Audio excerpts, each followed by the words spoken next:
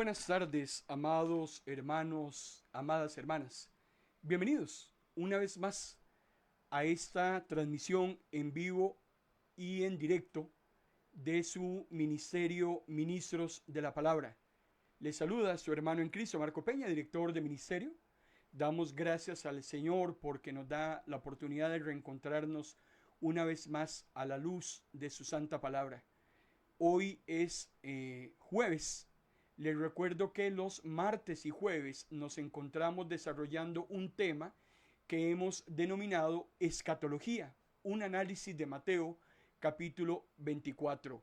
Todos los martes y los jueves, amado hermano y hermana, estamos analizando ese capítulo tan importante acerca de señales y acontecimientos que van a ocurrir antes de la segunda venida del Señor. Jesús le deja a sus discípulos una serie de eventos que iban a transcurrir conforme se acerca a su parucía y con la intención, hermano y hermana, de que los hijos e hijas de Dios, 2000 años después, estemos pendientes de la segunda venida de nuestro Salvador. Es muy importante, hermano y hermana, que usted y yo estemos concentrados. El tema de esta tarde-noche, 5 de la tarde, hora de Costa Rica, 8 de la tarde, hora de Argentina. El tema de esta tarde-noche lo hemos titulado La falsa religiosidad.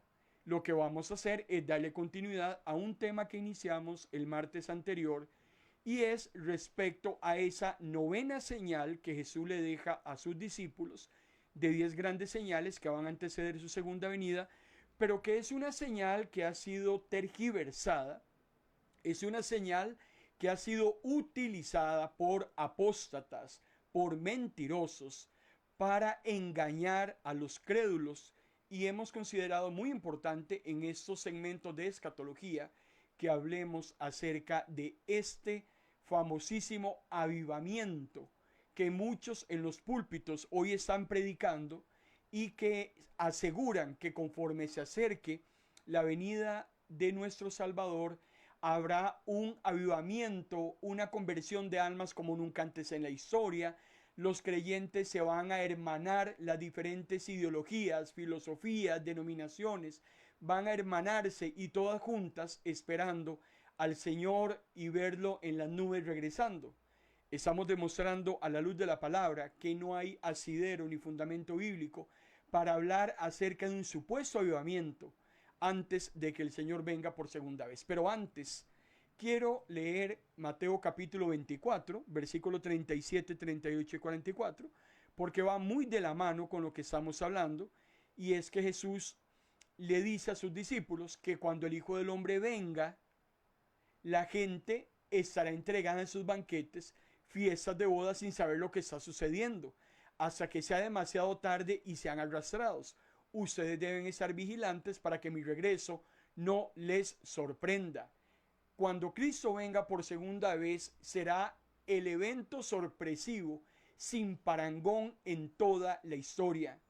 Los no creyentes, los impíos, los que están destinados para el lago de fuego, no la van a ver venir, no van a estar pendientes de la segunda venida de Jesús, van a ser sorprendidos. La segunda venida de Cristo los va, hermano y hermana, a encontrar en una total desprevención.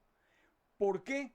Lo está diciendo Jesús, porque lejos de estar vigilando como sus hijos son llamados a vigilar, los hijos de Dios son llamados a vigilar, son llamados a santificarse, son llamados a estar sirviendo en la obra.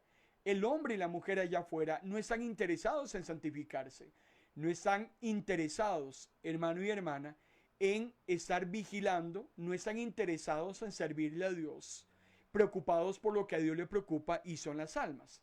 Ellos, hermano y hermana, van a estar totalmente en otra cosa. Ellos van a estar totalmente en sus asuntos, van a estar, hermano y hermana, totalmente en sus enredos, en sus placeres, en sus desórdenes. Eso es algo totalmente claro. Y vea que Jesús lo está diciendo. Estamos desarrollando la señal número 9 y es la señal que nos habla acerca de la predicación del Evangelio, esa novena señal que va a anunciar la segunda venida de Jesús y lo que el Señor nos está diciendo en esa señal, y lo leemos inmediatamente en Mateo capítulo 24, versículo 14.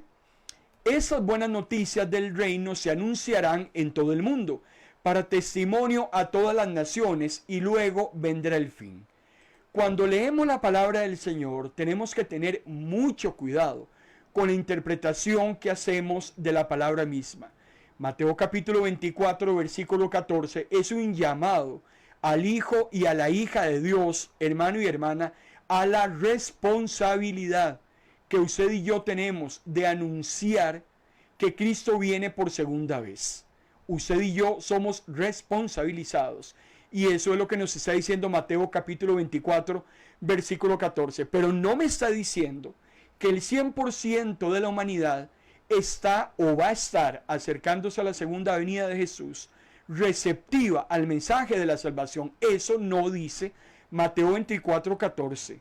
Lo que dice la palabra del Señor es que el mensaje de las buenas nuevas va a ser predicado. ¿Y para qué? Jesús dice que va a ser predicado para testimonio. ¿Qué es lo que hace el mensaje de las buenas nuevas?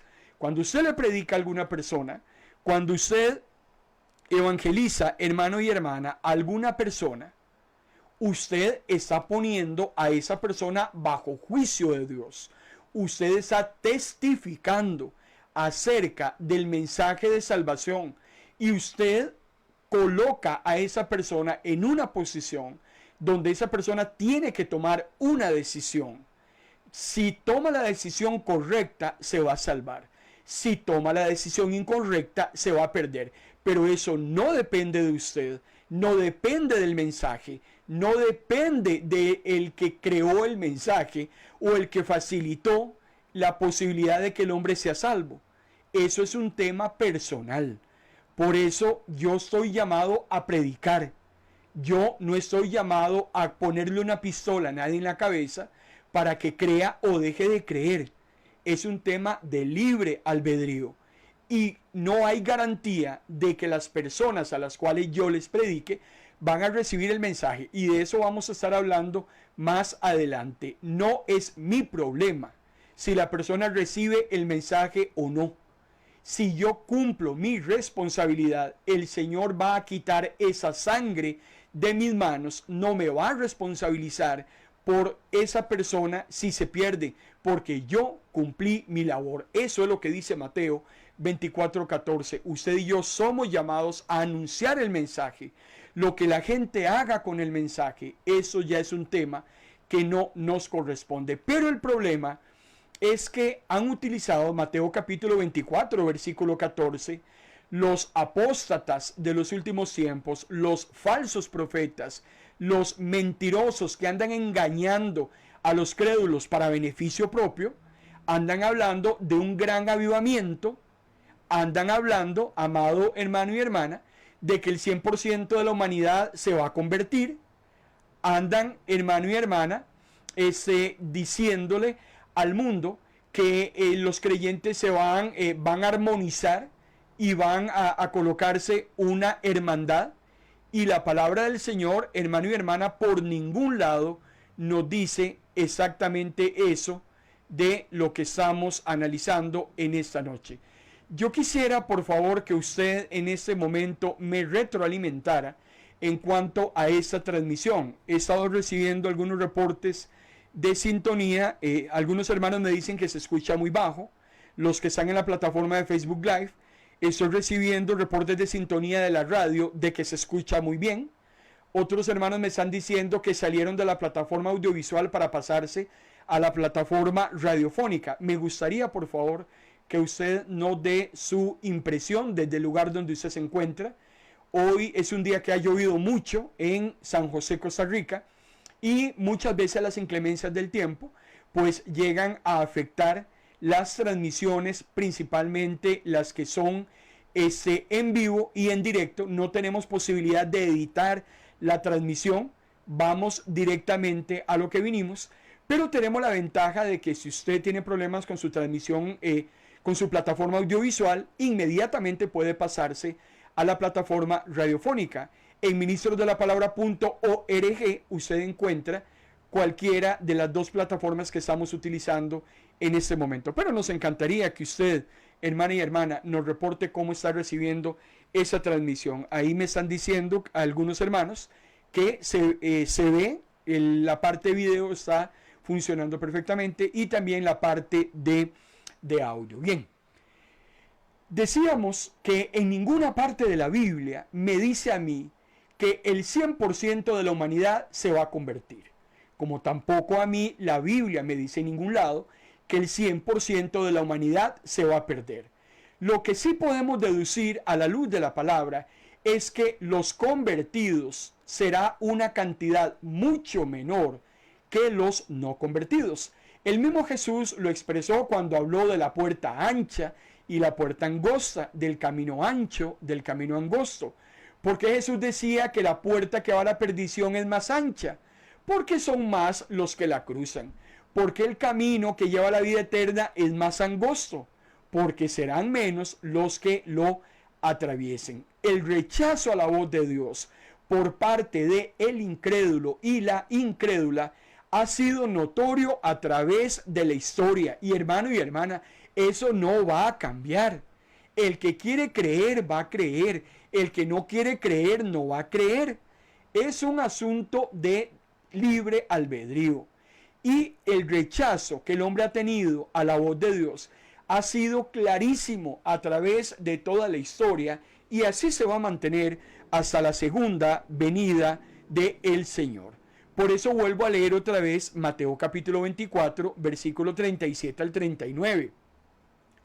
Cuando yo, el Hijo del Hombre, venga otra vez, la gente estará viviendo como en la época de Noé. ¿Qué sucedía en la época de Noé? Dice Jesús. En ese tiempo la gente seguía comiendo, la gente seguía bebiendo, la gente seguía casándose. Y eso que Jesús lo está diciendo de una manera muy decente. Pero si nosotros extrapolamos las barbaridades que hoy en día el hombre y la mujer carnal están cometiendo, de eso es de lo que nos está hablando Jesús. Y la gente iba a estar en sus desórdenes, en sus barrabasadas y en sus placeres, hasta que vino el momento mismo en que Noé entró en la casa flotante y luego vino la inundación.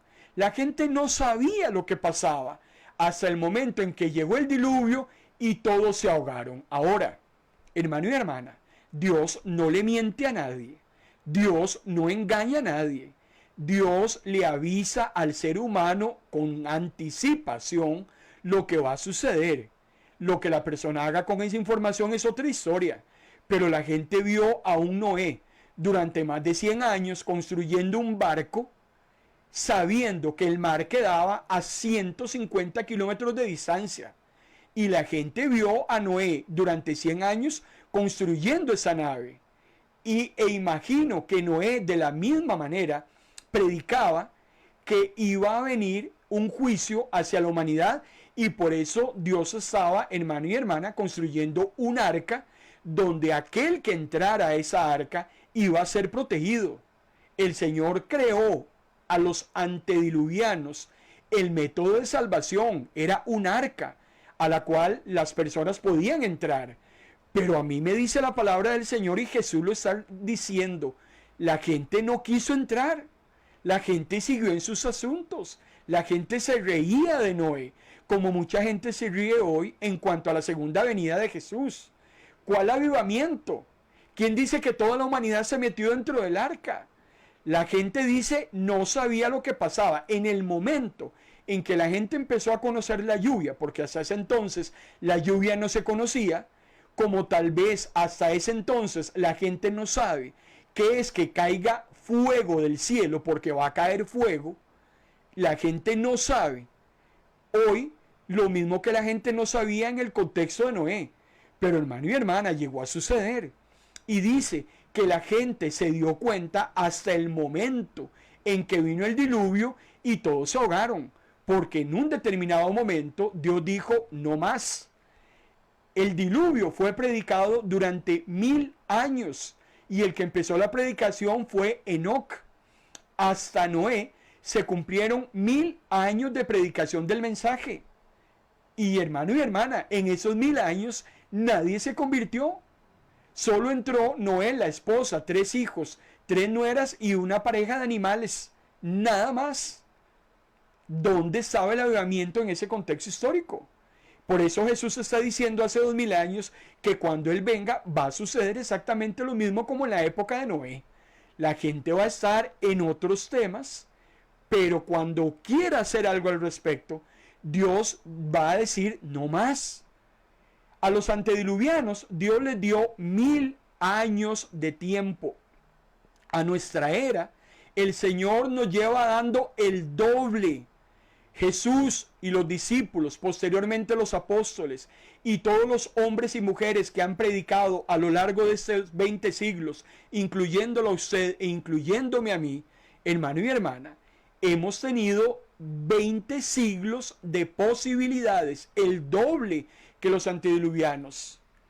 Y a mí Romanos capítulo 2 versículo 5 el apóstol Pablo me dice que cuanto mayor es la misericordia de Dios, mayor será el juicio, mayor será el castigo. Por eso es muy importante que nos quede totalmente claro cómo será el mundo en el momento en que Cristo venga por segunda vez. La gente no va a estar sedienta de la palabra. La gente no estará viviendo avivamientos allá afuera. La gente estará entretenida en los estadios, en los conciertos, en los burdeles, en las cantinas, divirtiéndose, pasándola bien, paseando, lejos totalmente de Dios. Pero cuando llegue el momento, habrá una desprevención tal que cuando la gente quiera hacer algo al respecto, dice Jesús, va a ser idénticamente igual a la época de Noé. Usted recuerda en Daniel capítulo 5, cuando Belsasar es uno de los sucesores de Nabucodonosor en el Imperio Romano, aquella noche fatídica en la cual los medopersas van a acabar con el Imperio Babilónico, Belsasar, que era uno de los regentes del Imperio Babilónico, estaba en su banquete, estaba disfrutando una fiesta. Las fiestas de esos grandes imperios, hermano y hermana, no era un arroz con pollo y un vasito de fresco. No era un mate con una torta de carne. Olvídese. Las fiestas de los imperios eran orgías. Eran fiestas donde todas las barrabasadas que son impronunciables se cometían. Belsasar estaba en ese momento utilizando los utensilios sagrados que fueron sacados del templo cuando Nabucodonosor en el año 586 a.C. destruyó Jerusalén y destruyó el templo. Se llevó los utensilios, las copas, los vasos, los platos. Eso Belsasar en Daniel capítulo 5 los estaba utilizando con bebidas embriagantes, con alimentos sacrificados a los ídolos. Hermano y hermana, la maldad de Belsasar en ese momento había llegado ya definitivamente a su fin. Esa noche Dios le va a quitar el imperio a Babilonia y se lo va a dar a los medopersas. Cuando están en lo mejor de la fiesta, léase Daniel capítulo 5, aparece una escritura en la pared, aquella famosa expresión que decía Mene, Mene, Tekel Uparsin. Usted se acordará de esa expresión. Belsasar no sabe qué es lo que está pasando en ese momento y la reina madre le dice a Belsasar que había un hombre que se llama Daniel que podía traducirle o interpretarle lo que se escribía en la pared. La gente de la fiesta se asusta porque es una mano que está escribiendo en la pared Mene, Mene, Tekel Uparsin. Daniel llega y lo que le dice a Belsasar es que él fue pesado en una balanza y que se halló falta de peso. Espiritualmente hablando, hermano y hermana, quiere decir que él había violentado, irritado y enojado tanto a Dios que cuando Dios quiso pesarlo para saber si era posible que, valga la redundancia, pesara algo, si era posible y era rescatable la vida de Belsasar y de todo el imperio, y Dios encontró falto de peso a Belsasar y a todo el imperio. Cuando Dios encuentra al hombre y a la mujer falta de peso, ¿qué es una persona falta de peso? Hermano y hermana, todos los seres humanos tenemos un peso mínimo y que se valora en kilogramos. Haciendo la analogía, Belsasar fue pesado por Dios y sus pecados, sus faltas, sus aberraciones, definitivamente le habían quitado un peso agradable a Dios. Él no tenía el peso que a Dios le agradaba. Y esa noche Belsasar perdió el reino. Esa noche Belsasar muere y todos los que estaban con ellos, y Babilonia es arrasada. ¿De qué estamos hablando?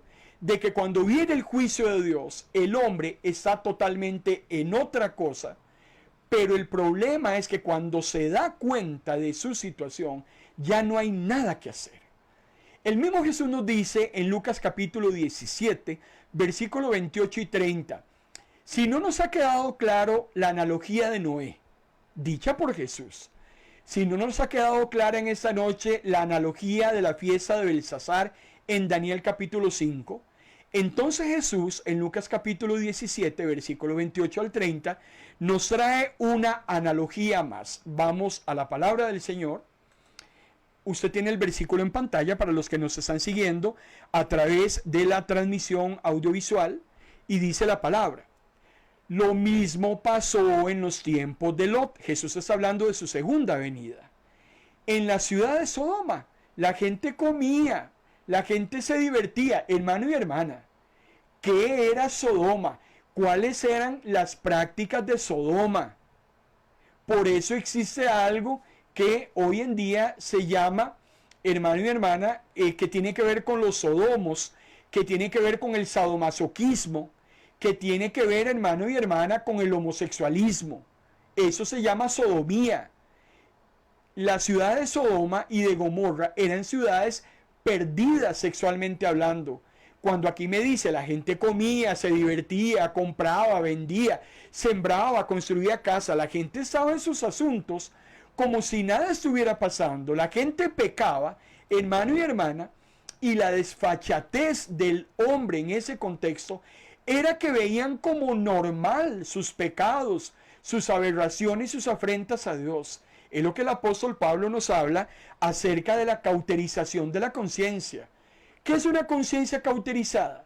Es una conciencia que definitivamente ya no discierne lo que es bueno de lo que es malo. No le importa estar asistiendo a la iglesia, comportándose como un creyente ante la vista del pastor, ante la vista de la pastora, ante la vista de los hermanos, pero en su vida privada, hermano y hermana, está cometiendo las peores aberraciones.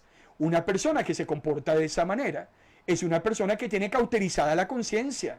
La gente de Sodoma y Gomorra vivían en esas orgías, en esas vulgaridades impronunciables, y aún así compraban, vendían, sembraban, tenían familia, construían casas y veían lo que hacían como muy normal.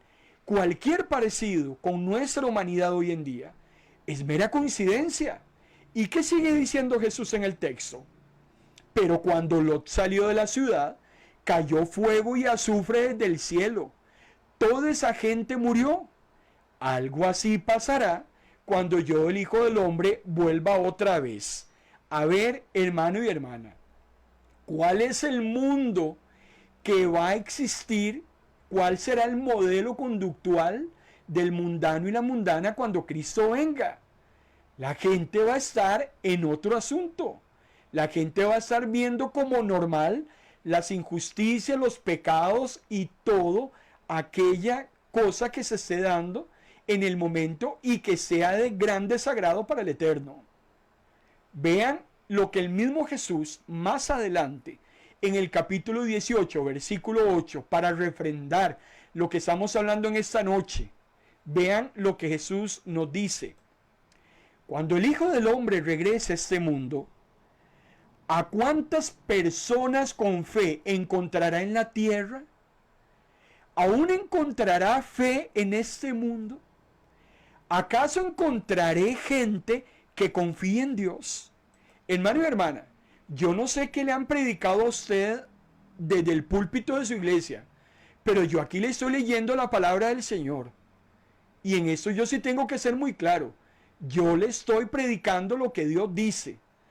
Desconozco lo que a usted le estén predicando en su iglesia y desconozco de dónde estén tomando esas reflexiones y esos conceptos que nos están predicando hoy en día de un avivamiento que totalmente está alejado de lo que es la verdad. Vea lo que está diciendo Jesús. Jesús está haciendo 3 preguntas. Les recuerdo que dentro de los métodos de enseñanza de Cristo, Jesús utilizó muchos métodos de enseñanza. Uno de ellos fue hacer preguntas. A Jesús le gustaba mucho hacer preguntas para enseñar. Y aquí Jesús hace 3 preguntas.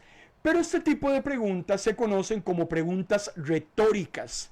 Una pregunta retórica no busca una respuesta. Jesús no quiere que usted le responda. Jesús lo que quiere es ser muy claro y muy vehemente al hacer a través de una pregunta una observación. Jesús está diciendo, cuando yo venga a ese mundo, voy a encontrar fe. Voy a encontrar al 100% de la humanidad metidas en las iglesias. Voy a encontrar al 100% de los creyentes orando, ayunando. ¿Dónde van a estar los creyentes cuando yo venga? ¿Habrá fe? ¿Habrá quien crea? Aquí Jesús no me está hablando de avivamiento. Aquí Jesús me está hablando de algo que se llama secularismo. Aquí lo que me está hablando Jesús, hermano y hermana, es de que la gente va a estar totalmente en cualquier cosa que no tenga relación con Dios. Por eso yo no entiendo de dónde es que se logra sacar ese avivamiento que como por arte de magia se va a dar, hermano y hermana, en un momento antes de que Cristo venga. ¿Con qué finalidad? Con que Jesús se lleve a la mayor cantidad de personas al cielo porque no los quieren en el infierno. Jesús ya hizo la tarea. Dios tomó la iniciativa de reconciliar al hombre con él a través de la sangre de su Hijo, entregando lo que Dios más amaba. Si el hombre quiere tomar como inmunda la sangre de Cristo, pisotear al Hijo del Hombre, hermano y hermana, eso es algo, y lo vuelvo a repetir, eso es algo intolerable para Dios. No hay garantía de que el hombre reciba el mensaje, pero ahí está la posibilidad de salvación. Aquí Dios no va entonces a decir, como hasta el momento en que Cristo venga son muy poquitos, entonces yo voy a pegarles un empujón para que se conviertan más. Un empujón con un terremoto, un empujón con un cáncer, un empujón con un problema en la familia. Ya hemos dicho hasta la saciedad que ninguna tristeza acerca al hombre a Dios. Ninguna enfermedad acerca al hombre a Dios. Lo único que acerca a Dios es la palabra del Señor recibida en el corazón y creer en el sacrificio expiatorio de Cristo en la cruz del Calvario y hacerlo como Salvador y Señor de mi vida, punto. Es lo único que me va a llevar a mí a Dios. ¿Cuál avivamiento? Si hemos estado leyendo la clase de planeta que Jesús se va a encontrar cuando Él venga. Yo no encuentro en ningún lado. Y me gustaría que si usted tiene el texto, o usted tiene el pasaje, o que usted me repita lo que le dijo su pastor, o lo que usted leyó en la red social. Pero viendo yo lo que Jesús me está diciendo, porque es Jesús el que lo dice, y aún más, los mismos apóstoles, después de que Cristo asciende al cielo, cuando están hablando acerca de los últimos tiempos, nunca mencionaron una idea de una iglesia viviendo un avivamiento como nunca antes en la historia, antes de la segunda venida de Jesús. Usted encuentra a los apóstoles, hermano y hermana, más bien advirtiendo de lo peligroso que serán esos últimos tiempos. ¿Y cuándo vendrán esos últimos tiempos? Le anuncio, si usted no sabía, que usted y yo estamos viviendo los últimos tiempos. Porque los últimos tiempos empiezan con el ascenso de Jesús al cielo y terminan con su segunda venida. Usted y yo estamos viviendo los últimos tiempos. Y cuando yo empiezo a leer a los apóstoles y empiezo a leer sus cartas, Espero que usted haya tenido la posibilidad también en algún momento de leerlas. Pero yo lo que encuentro son tiempos de engaños, tiempos de sutilezas, tiempos de aberraciones y pecados innombrables, tiempos de apostasía, tiempos de un total rechazo a Dios. Vean, por ejemplo, lo que me dice el apóstol Pablo en Hechos capítulo 20, versículo 29 al 31. Dice el apóstol Pablo: si bien después de que yo parta, se presentarán ante ustedes falsos maestros, que como lobos rapaces no perdonarán el rebaño. Vea el nombre y la analogía que el apóstol Pablo hace de esos mentirosos. Imagínese a un lobo muerto de hambre tratando de devorar todo lo que se encuentre a su paso. Y yo no lo dije, lo dice Pablo. Si usted tiene algún problema, no es conmigo, es con el apóstol. Y dice: y algunos de ustedes mismos falsearán la verdad para arrastrar seguidores. ¿Cómo tienen que estar? Dice el apóstol Pablo: tienen que estar alertas, porque los apóstatas salen de los mismos creyentes. Los apóstatas no se crean a sí mismos de la nada. Un apóstata es alguien que fue de nosotros, que abrigó la sana doctrina, pero que en un momento le permitió a Satanás entrar en su corazón, como Judas se lo permitió, y creyó poder hacer negocio, creyó poder engañar a los crédulos e indefensos, a los ignorantes, y llevárselo, como decía mi abuela, entre las patas. Hermano y hermana, esos son los últimos tiempos. Yo no sé qué tipo de persona se presume bonachona existirá cuando Cristo venga. Y se lo dice el apóstol Pablo a Timoteo ya en su segunda carta, a punto ya de morir. Esta es la última carta, el apóstol no vuelve a escribir más.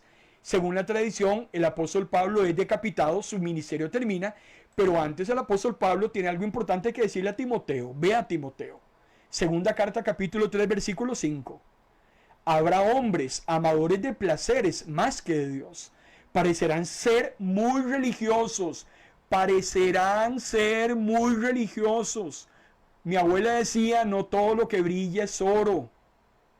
Pero con su manera de vivir demostrarán que en realidad rechazan servir a Dios. Hermano y hermana, o somos o no somos.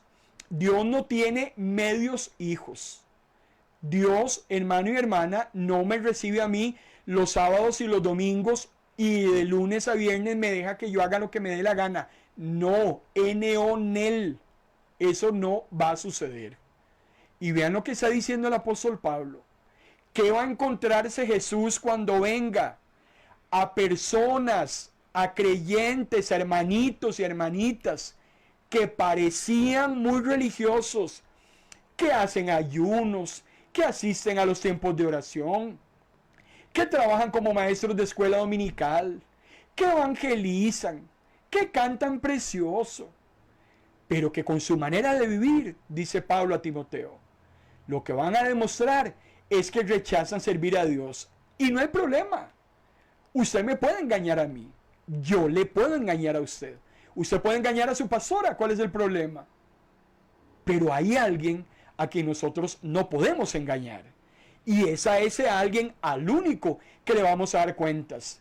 Si usted está en pecado, hermano y hermana, no es problema de su pastora. Y su pastora no se va a desgarrar las venas, o su pastor no se va a desgarrar las venas porque usted está en pecado. Su pastor no va, hermano y hermana, a presentarse delante de Dios a expiar sus pecados.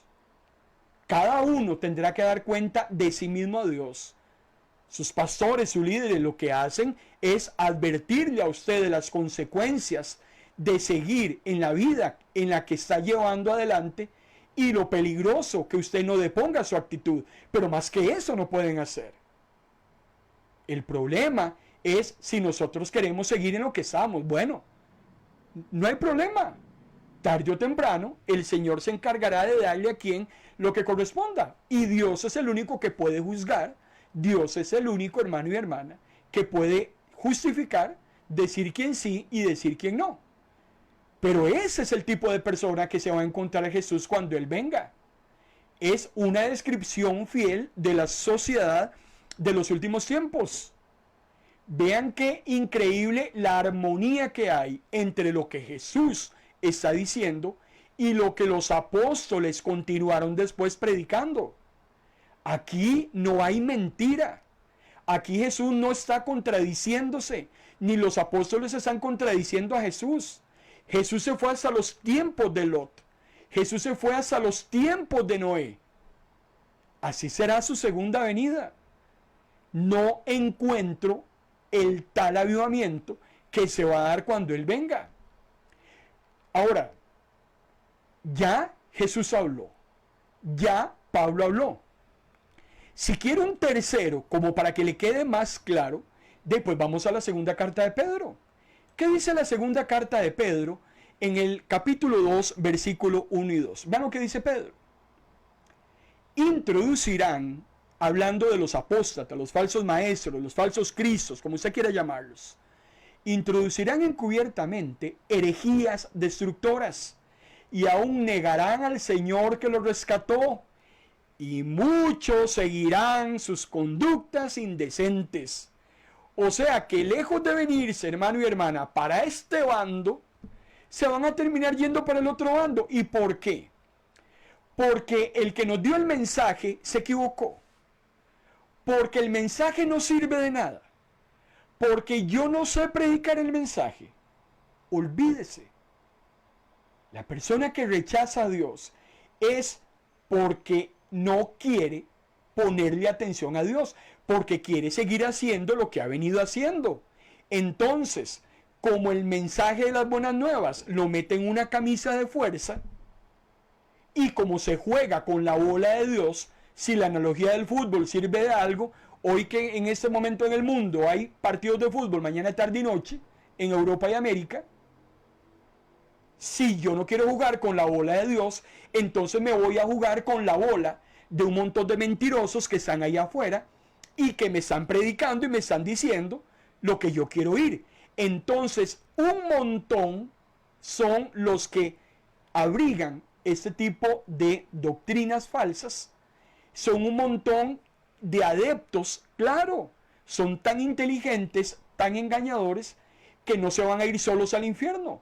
Van a llevarse a un montón de ignorantes y a un montón de rebeldes, hermano y hermana, contra Dios, porque quieren seguir haciendo lo que les da la gana. Entonces es lo que Dios dice en Romanos capítulo 1, y el apóstol Pablo lo predica. Bueno, ¿qué dice Romanos capítulo 1? Si eso es lo que quieren, pues hermano y hermana, dejémoslos que sigan haciendo lo que están haciendo. Deje usted de mortificarse con aquellas personas que andan haciendo lo que les da la gana, y usted sigue llorando, usted sigue gimiendo, usted se sigue cortando las venas, usted no duerme por el que peca. ¡Qué bonito!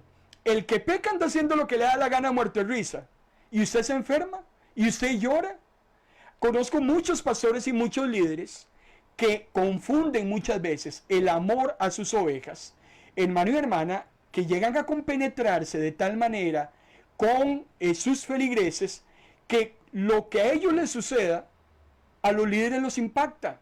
Hermano y hermana, nuestra labor como líderes, como pastores, es decirle a las personas lo que a Dios le agrada y no le desagrada. Pero no se vale que la persona se coma lo que se está comiendo y que sea a mí el que me haga daño. Eso no puede suceder. Eso no debe suceder. Yo estoy llamado a animar, a exhortar, a edificar. Pero yo no tengo nada que ver con esas actitudes que otras personas están llevando adelante, que les encanta, como decía el apóstol Pedro más adelante, son puercas lavadas que lo que les encanta es volver a su barrial. Son como perros que les encanta volver a su vómito. Entonces, yo voy a dejar de estar haciendo lo que estoy haciendo. Yo voy a desconcentrarme en lo que es importante, y es en las almas, porque Satanás es muy experto y muy inteligente. A Satanás le encanta traerme los problemas del Raimundo y medio mundo para que yo me desconcentre en lo que estoy haciendo, y eso no es así. Olvídese.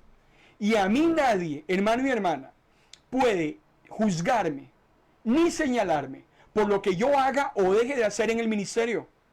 Porque el que ha sido llamado por Dios tiene muy claro lo que tiene que hacer y hasta dónde llegan los límites, principalmente cuando hablamos de temas relacionales, cuando hablamos de lo que los hermanos de nuestra iglesia están haciendo o están dejando de hacer. El problema no es conmigo. Si la persona quiere seguir pecando, el problema no es conmigo. Si la persona no quiere servir a Dios, el problema no es conmigo. El problema es con Dios. Y ya yo se lo dije. Y yo no voy a ser como Samuel. Samuel lloraba por Saúl. Vaya la palabra. Samuel lloraba por Saúl cuando Dios lo destituyó del reinado. Y lloraba en la mañana, y lloraba en la tarde, y lloraba en la noche. Hasta que Dios le dijo, no, a ver, Samuel, ubíquese. Deje ya de llorar por lo que definitivamente no tiene salvación. Y no porque yo no quiera salvarlo, le dice Dios. Es porque la persona no quiere nada. Entonces, ¿voy a seguir llorando yo por Saúl como lo hacía Samuel? No. Yo tengo que seguir adelante. Hay muchas almas allá afuera que están necesitando, hermano y hermana, del mensaje de salvación. Y no me puedo desconcentrar de lo que estoy haciendo. El apóstol Pablo lo dice en Gálatas. Yo no voy a dejar de hacer lo que estoy haciendo, ni por caerle bien al que se está conduciendo mal y estar siempre encima de ellos y diciéndole lo que tienen que hacer. No, no va a suceder. Los siervos y siervas de Dios tenemos que seguir adelante. El que se quiera quedar rezagado, se queda rezagado. El que quiera seguir haciendo lo que le da la gana, lo seguirá haciendo. Ese es el mundo que Cristo se va a encontrar cuando venga. ¿Cuál avivamiento? Vean ahora lo que dice el apóstol Juan. Ahora dice, 1 de Juan capítulo 2 versículo 18. Ahora han surgido muchos anticristos. Por eso conocemos que estamos en el último tiempo. ¿Qué dice Judas? En el único capítulo de su carta, versículo 18. En los últimos tiempos habrán algunos que se burlarán de Dios y vivirán conforme a sus malos deseos. Hermano y hermana, lo dice Jesús, lo dice Pablo, lo dice Pedro, lo dice Juan, lo dice Judas. Ya yo no sé dónde más ir a buscar en la palabra del Señor para que a mí me quede claro la verdadera realidad de la carnalidad que hay en este momento fuera de nuestros ministerios y también la carnalidad que hay dentro de nuestros ministerios. Pero eso a usted no le tiene que asustar. Hermano y hermana, los siervos y siervas de Dios ya pasaron por donde asusta. ¿Qué es lo que está diciéndonos Jesús en Mateo capítulo 24? Cuando yo venga por segunda vez, ustedes no se tienen que sorprender. ¿Por qué yo me voy a sorprender si aquella persona que trabajaba conmigo en el ministerio ya aún no está? Me voy a cortar yo las venas por el que una vez estuvo trabajando conmigo y ya no quiere estar. ¿Voy a dejar de hacer yo el trabajo para el cual Dios me ha llamado para andar persiguiendo y rogándole y llorándole a aquellas personas, hermano y hermana, que no quieren servir? No, eso no puede suceder. Usted no puede dejar su ministerio. Usted no puede desconcentrarse en lo que Dios le ha llamado por estar persiguiendo, hermano y hermana, a aquellos que quieren hacer lo que les da la gana. Estamos viviendo los últimos tiempos. No se asuste. No llore, no se fatigue. ¿Cómo me dice usted que está dejando de comer porque hay unos hermanos en la iglesia que se están conduciendo mal? ¿Cómo me dice usted que no duerme porque a todos los que ha evangelizado en este 2024 ninguno se ha convertido? Entonces usted no duerme porque no hay conversiones. Entonces usted no come porque el que se anda portando mal. Olvídese. Usted hace la tarea para la cual Dios lo ha llamado, punto. Lo que la gente haga es otra cosa. Y hermano y hermana, esta palabra tal vez puede sonar muy dura, aún más. A mí, todo el mundo me indilga que la tengo contra los pastores, que hablo de los líderes, me indilga que muchas veces los mensajes que predicamos en Ministros de la Palabra son muy severos. Le estoy abriendo mi corazón en esta noche. Perdóneme, discúlpeme, pero yo estoy predicando la palabra del Señor. Y así tenga que repetirle N cantidad de veces lo mismo y suene a disco rayado, hermano y hermana, lo voy a hacer porque yo no estoy predicando mi palabra. Yo estoy predicando la palabra de Dios, le gusta a quien le guste, y al que no le guste, pues entonces que en ese momento se vaya a ver la novela, o se vaya a ver el partido de Argentina-Canadá, que ya va a empezar la Copa América. En Ministros de la Palabra vamos a seguir predicando la palabra de Dios. A eso hemos sido llamados. Tienes que seguir predicando la palabra de Dios. Tienes que seguir evangelizando. Tienes que seguir enseñando la sana doctrina. Le gusta a quien le guste, la reciba a quien la reciba. Ese no es tu problema. Pero ubiquémonos. Ese es el mundo en el que estamos viviendo. Pastores que se desinflan. Pastores que cualquier hermano les hace una mala cara y entonces ya dejan de pastorear. Ya dejan de predicar. Olvídese. Usted tiene que seguir adelante. Porque si hay algo que Dios no le va a permitir a sus siervos y a sus siervas, hermano y hermana, es que se devuelvan. Es que suelten las manceras. Usted está siendo llamado a seguir adelante y a llevarse entre los pies a quien sea. Porque usted, a quien agrada es a Dios, y eso tiene que quedarle muy claro. Su audiencia es Dios. A usted tiene que preocuparle lo que Dios piense de usted y de su servicio. No se preocupe por el que diezma o el que no diezma. No se preocupe por los que se van a ir de la iglesia porque están sintiendo muy pesada la cruz de Cristo. Ya Él lo había dicho. En el ministerio, hermano y hermana, después de mucho tiempo, llegamos a endurecernos en el buen sentido de la palabra, de tal manera que ya pasamos por donde asustan. Lo que la gente haga o deje de hacer, hermano y hermana, mientras yo haya asumido mi responsabilidad con esa persona, como dice Dios en Ezequiel, los exhortamos, los animamos, nos quitamos esa sangre de encima, como le dijo el apóstol Pablo a los Efesios, allá por el capítulo 20 del libro de los Hechos. Yo tengo libre la sangre de todos ustedes. Yo les prediqué la sana doctrina, los he acercado a los pies de Cristo, no he hecho negocio con ninguno, no tengo ni dónde caer muerto, no me importa su dinero, no me importa su cuerpo, a mí lo que me importa es que usted, hermano y hermana, esté sentado en la mesa de las bodas del Cordero. Esa es mi preocupación. Y he hecho lo posible, como dice el apóstol Pablo, de acercarlo a Dios. Pero es un asunto, hermano y hermana, que si usted quiere salvarse o no quiere salvarse, yo no me voy a quedar, hermano y hermana, en este mundo acompañándolo a usted, si usted no quiere ir al cielo. Yo anhelo que usted se vaya conmigo al cielo. Yo anhelo que todos los que están recibiendo ese mensaje nos encontremos en la patria celestial. Pero si uno no quiere ir, hermano y hermana, arriba no se va a dejar. La comida arriba no se va a perder. La fiesta de las bodas del Cordero no va a dejar de realizarse porque aquel hermanito y aquella hermanita sigan, como decía mi abuela, en sus mismas pendejadas. Habrá fiesta en los cielos y habrá vida eterna para todos aquellos hombres y mujeres que quieran, hermano y hermana, ir a la vida eterna. Pero es un asunto de cada uno. Ese es el mundo en el que usted y yo estamos viviendo. Por eso es que a mí me preocupa mucho cómo muchos creyentes hoy en día están tan confundidos cuando van a los cultos de sus iglesias, cuando están en sus liturgias. Hay muchos creyentes que hoy andan atrás de, vamos a ver, de actividades motivacionales, de actividades que los exciten, de actividades que les desgarren las vestiduras, porque según ellos, solo ahí está el Espíritu Santo. Entonces hay que quebrar 5 bancas de la iglesia o tirar a la basura 20 sillas, y ese día el culto se estuvo muy lindo. Hay muchos creyentes que hoy en día, hermano y hermana, están buscando precisamente como ir al estadio y pegar un grito cuando el equipo que me agrada mete un gol. Ahí entonces saco todas mis tristezas, mis angustias, ahí saco todos mis enojos cuando grito gol, o también cuando me meto con el árbitro.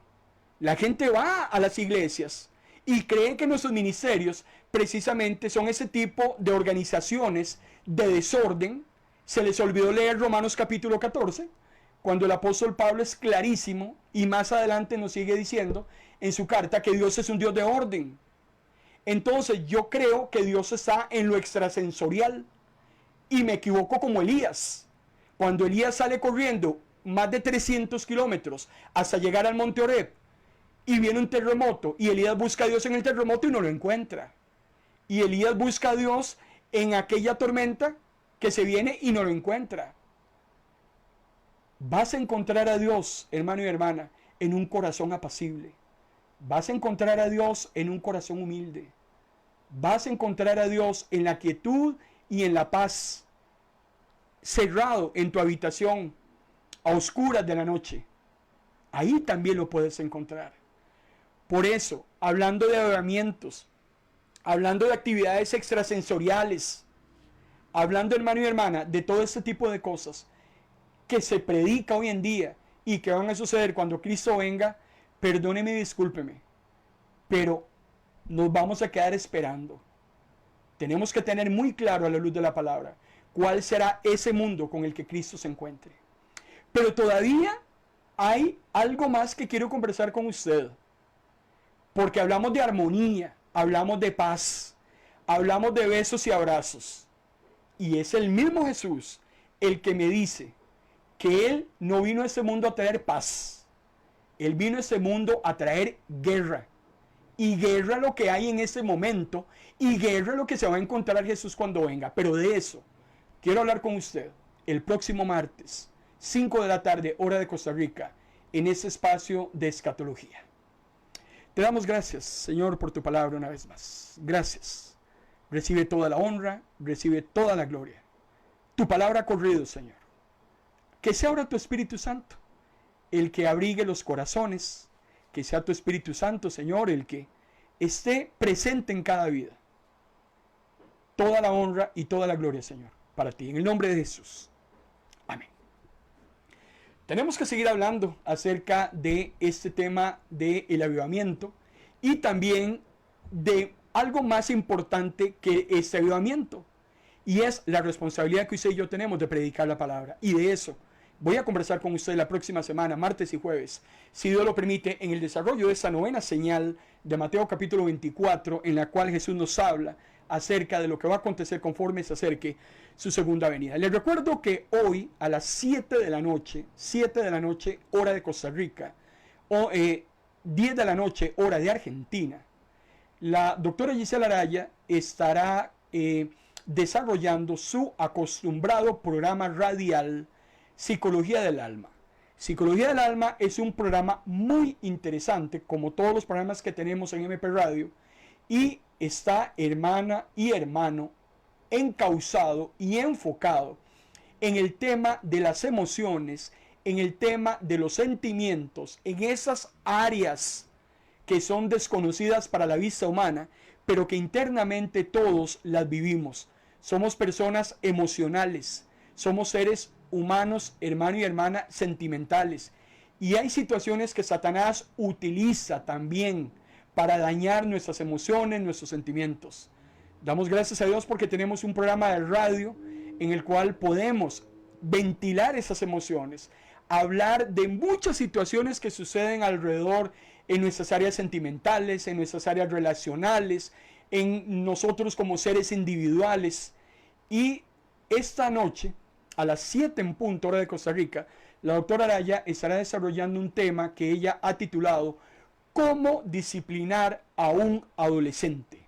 Así es que creo que es importante, si tienes hijos, nietos, sobrinos, hasta los mismos adolescentes de nuestra iglesia, creo que también para los pastores es muy importante conocer de algunas técnicas, conocer la parte teórica y profesional de la rama de la psicología, pero siempre orientada a la luz de la palabra del Señor, porque si no me quedo solo con la teoría.